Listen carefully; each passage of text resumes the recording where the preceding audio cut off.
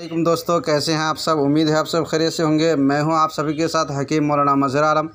तो दोस्तों बात करूंगा आज शरबत बुज़ुर्ग के बारे में कि इसके क्या क्या फ़ायदे हैं और इसके इस्तेमाल करने का क्या तरीक़ा है, किन किन बीमारियों में इस्तेमाल की जाती है।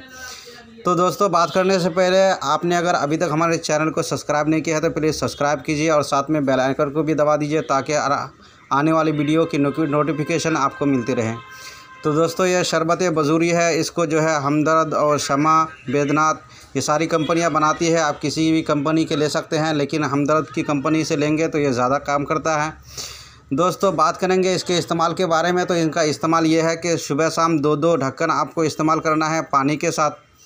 और ये किन बीमारियों में फ़ायदा करता है, तो दोस्तों जिनके पेशाब में जलन होता है या हाथ पाँव में जलन हो, इस तरह के कहीं भी जलन हो, जो है हाथ पैरों में जलन हो, पेशाब में जलन हो, पेशाब सही से ना आता हो, तो इन सारी बीमारियों में। और इसके अलावा बहुत सारे बीमारियों में दवाओं के साथ मिलाकर के दी जाती है। तो दोस्तों उम्मीद है आपको वीडियो अच्छी लगी होगी। अच्छी लगी है तो लाइक सब्सक्राइब कीजिए और शेयर करना ना भूलें ताकि दूसरे लोग भी इससे ज़्यादा से ज़्यादा फ़ायदा उठा सकें। अस्सलाम वालेकुम।